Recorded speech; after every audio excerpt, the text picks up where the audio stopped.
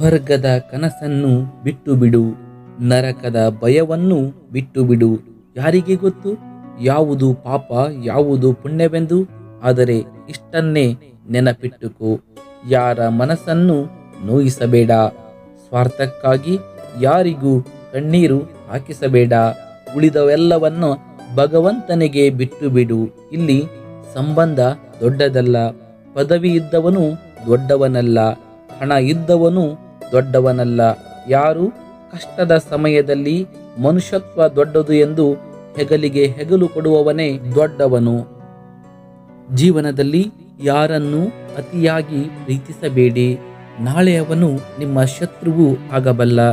ಹಾಗೆ ಯಾರನ್ನು ಅತಿಯಾಗಿ ದ್ವೇಷಿಸಬೇಡಿ, ನಾಳೆ ಅವನು ನಿಮ್ಮ ಮಿತ್ರನೂ ಆಗಬಲ್ಲ. ಜಗತ್ತಿನಲ್ಲಿ ಕಾಲಕ್ಕಿಂತ ಶಕ್ತಿಶಾಲಿಯಾದ ವಸ್ತುವು ಇನ್ನೊಂದಿಲ್ಲ. ಪರಿವರ್ತನೆ ಜಗದ ನಿಯಮ.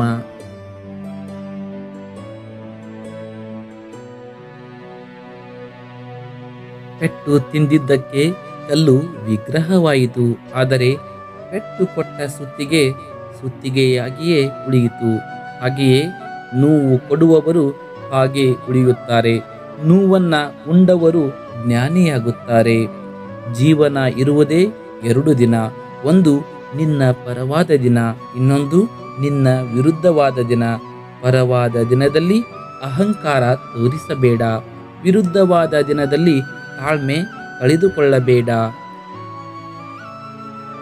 ಮನಸ್ಸಿಟ್ಟು ಕಲಿತ ಅಕ್ಷರ, ಮೈ ಬಗ್ಗಿಸಿ ದುಡಿದು ತಿನ್ನುವ ಅನ್ನ, ಕಷ್ಟಪಟ್ಟು ಗಳಿಸಿದ ಸಂಪಾದನೆ, ಇಷ್ಟಪಟ್ಟು ಮಾಡುವ ದೈವ ಭಕ್ತಿ ಯಾರನ್ನೂ ಯಾವತ್ತೂ ಕೈ ಬಿಡುವುದಿಲ್ಲ, ನೆನಪಿರಲಿ. ಬೇರೆಯವರು ನಿಮ್ಮನ್ನು ತಪ್ಪಾಗಿ ತಿಳಿದುಕೊಳ್ಳುತ್ತಾರೆ ಎಂದು ನೊಂದುಕೊಳ್ಳಬೇಡಿ, ಏಕೆಂದರೆ ಅವರ ತಿಳುವಳಿಕೆ ಎಷ್ಟಿದೆಯೋ ಅಷ್ಟೇ ಅವರು ನಿಮ್ಮನ್ನ ತಿಳಿದುಕೊಂಡಿರುತ್ತಾರೆ. ಅದರಲ್ಲಿ ನಿಮ್ಮ ತಪ್ಪೇನೂ ಇಲ್ಲ. ಒಳ್ಳೆಯ ಸಮಯ ಬರುವಾಗ ಕೆಟ್ಟ ದಿನಗಳ ಕಾವು ಹೆಚ್ಚಾಗಿ ಕಾಣುತ್ತದೆ. ವಿಪರೀತ ಪರೀಕ್ಷೆಗಳು ಉದ್ಭವಿಸುತ್ತದೆ. ಕೊನೆಗೆ ನಿರೀಕ್ಷೆಗೂ ಮೀರಿದ ಸುಖವನ್ನ ತಂದು ಕೊಡುತ್ತದೆ. ಮೋಸ ಮಾಡಿ ಗೆದ್ದವರು ಉದ್ಧಾರ ಆಗಿದ್ದು ಚರಿತ್ರೆಯಲ್ಲೇ ಇಲ್ಲ. ನ್ಯಾಯದಿಂದ ನಡೆದವರು ಸೋತಿದ್ದು ಇತಿಹಾಸದಲ್ಲೇ ಇಲ್ಲ. ಮೋಸವಾಗಲಿ ಸತ್ಯವಾಗಲಿ ಅದಕ್ಕೆ ಕಾಲವೇ ಸರಿಯಾದ ಉತ್ತರ ನೀಡುತ್ತೆ. ಸಿಗದವರನ್ನು ಹುಡುಕಬಾರದು, ಸಿಕ್ಕವರನ್ನ ಬಿಡಬಾರದು, ಬರದವರಿಗೆ ಕಾಯಬಾರದು, ಬಂದವರನ್ನ ಕಾಯಿಸಬಾರದು, ಕೊಡದವರಲ್ಲಿ ಕೇಳಬಾರದು, ಕೊಟ್ಟವರನ್ನ ಮರೆಯಬಾರದು. ಹಿಂದಕ್ಕೆ ನೋಡಿದರೆ ಅನುಭವ ಸಿಗುತ್ತೆ, ಮುಂದಕ್ಕೆ ನೋಡಿದರೆ ಭವಿಷ್ಯ ಸಿಗುತ್ತದೆ, ಸುತ್ತಲೂ ನೋಡಿದರೆ ಸತ್ಯ ಅರಿವಾಗುತ್ತದೆ. ನಮ್ಮೊಳಗೆ ನಾವು ನೋಡಿದಾಗ ಆತ್ಮವಿಶ್ವಾಸ ಹೆಚ್ಚಾಗುತ್ತದೆ. ಹೆಜ್ಜೆಗಳು ದಾರಿ ತೋರಿಸಿದರೆ ಕಷ್ಟಗಳು ಗುರಿಯನ್ನ ಮುಟ್ಟಿಸುತ್ತವೆ.